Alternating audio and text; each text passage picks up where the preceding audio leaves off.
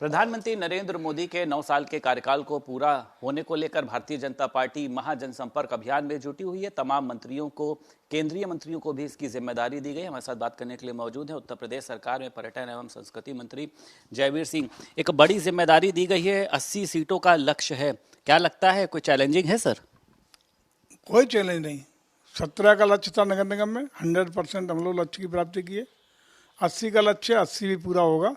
इसके लिए गांव हमारे एक एक पन्ना प्रमुख से लेके राष्ट्रीय स्तर तक का एक एक कार्यकर्ता, एक एक नेता, एक एक पदाधिकारी, एक एक जनप्रतिनिधि पूरी तरह कटिबद्ध होकर, संकल्पित होकर के जूझेगा, संघर्ष करेगा, मेहनत करेगा और परिणाम लाएगा। क्या लगता है सर, ऐसे कौन से मुख्य मुद्दे रहेंगे मोदी जी के? क्योंकि विपक्ष तो लगातार घेरता है, वो चाहे रोजगार की बात हो, महिलाओं के ऊपर अपराध की बात हो, मुद्दे आप लोग क्या लेकर जाएंगे? देखिए, मुख्य चीज ये है कि 9 साल बेमिसाल रहे हैं हर क्षेत्र में। चाहे ग्लोबल लीडर के रूप में उभरने की बात हो, 2047 तक भारत को विकसित भारत बनाने की बात हो, आर्थिक मोर्चे पे पूरे दुनिया की सबसे तेज बढ़ती हुई अर्थव्यवस्था की बात हो, सामरिक दृष्टि से जबरदस्त रूप से स्वदेशी टेक्निक के आधार पर हम लोग बहुत बड़ा रक्षा क्षेत्र में उपलब्धि की बात हो, देश में इंफ्रास्ट्रक्चर डेवलपमेंट की बात हो, रोजी रोजगार के अवसर देने की बात हो, 2019 के कोरोना काल से लेकर अब तक लगातार किसी भी गरीब को भूखे पेट न सोने देने का संकल्प हो, गांव के हर उस जो पात्र व्यक्ति को जो गरीबी रेखा से नीचे है या जो गरीब है, जो कच्चा छत वाला है, उसके लिए योजना देने की बात हो, किसान कल्याण की बात हो, पूरे देश में औद्योगिकरण के लिए वातावरण बनाने की बात हो, हर मोर्चे पर सरकार की उपलब्धियां इतनी अनगिनत उपलब्धियां हैं जिनको हम गिनाते रहेंगे तो घंटों लग जाएंगे। योगी जी और मोदी जी की जो ज्वाइंट टीम है, उसने खासकर उत्तर प्रदेश में जो एक वातावरण बनाया है, वो निश्चित रूप से उसका कोई तोड़, कोई जवाब किसी विपक्ष वाले पर नहीं है। आप लोग 9 साल की उपलब्धियां गिना रहे हो, कांग्रेस पार्टी जो है वो 9 सवाल आपसे पूछ रही है कि इन 9 सालों की बात करी जाए, चाहे केंद्र सरकार की या प्रदेश सरकार की 6 सालों में महिलाओं को सुरक्षा नहीं मिली, बेरोजगारों को रोजगार नहीं मिला, इससे कैसे निपटेंगे? देखिए, मुझे लगता है पहला वो झांक के देखे अपना कार्यकाल।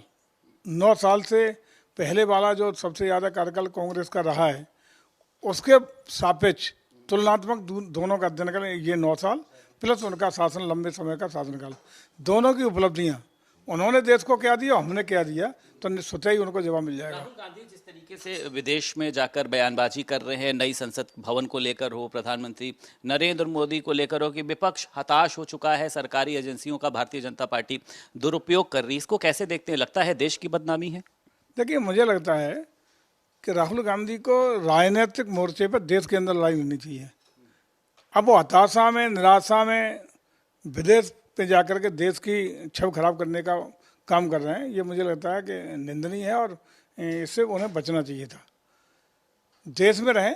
भारत एक लोकतांत्रिक देश है जहाँ बुनियादी रूप से लोकतांत्रिक ढांचा कभी कमजोर किया ही नहीं जा सकता। इंदिरा जी के ज़माने में जब आपातकाल लगा था, उस समय उस आपातकाल को लोग आज तक नहीं भूले हैं। उसी का परिणाम था कि आपातकाल लगने के बाद जब 19 महीने बाद चुनाव हुआ तो कांग्रेस की सफाई करने का काम देश की जनता ने किया था।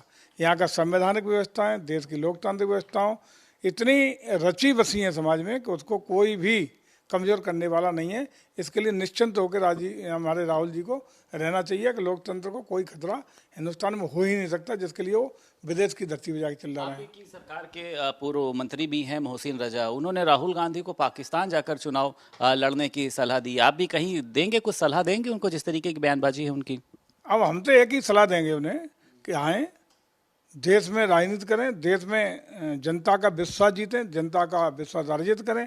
और ये मजबूत लोकतंत्र है, जनता जिसको आदेश देगी, जनादेश देगी, देश की सत्ता संभालने का काम करेगा। निश्चित रूप से एक लोकतांत्रिक और मजबूत संवैधानिक देश में कहीं कोई गुंजाइश बाकी की नहीं है और विदेश की धरती से कोई लाभ आवन होने वाला नहीं हो सकता। देश में आए, 24 का चुनाव है, अपनी नीतियों रीतियों को लेकर के, अपने कार्यक्रमों को लेकर के जनता के बीच में जाए और निश्चित रूप से जनता पुनः एक जनादेश देने का कार्यक्रमों के आधार पर, नीतियों रीतियों के आधार पर, उपलब्धियों के आधार पर पुनः जनादेश 2024 में देने का मन बनाए हुए अगर मोदी के पक्ष में, तो वो मन अमेरिका से ठीक होने वाला नहीं है। समाजवादी पार्टी के राष्ट्रीय अध्यक्ष अखिलेश यादव आज एक प्रशिक्षण शिविर के लिए बैठक करने जा रहे हैं, तो लग रहा है आपको कि उनसे भारतीय जनता पार्टी को कोई खतरा है 2024 में, क्योंकि विपक्ष के रूप में एक बड़ी पार्टी है?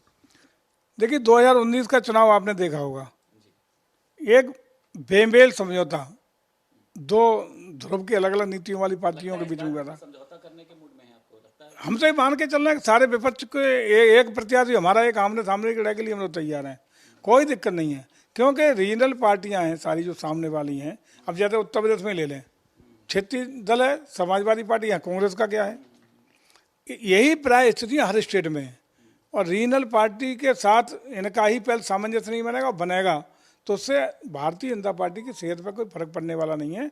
हम लोग अपने को बिल्कुल संगठन की दृष्टि से पूरी तरह तैयार हैं कि हम अकेले और सामने पूरा विपक्ष रहेगा, तब भी हम लोग आधे में हम होंगे पर आधे में भी बंटवारा लेके जाएंगे।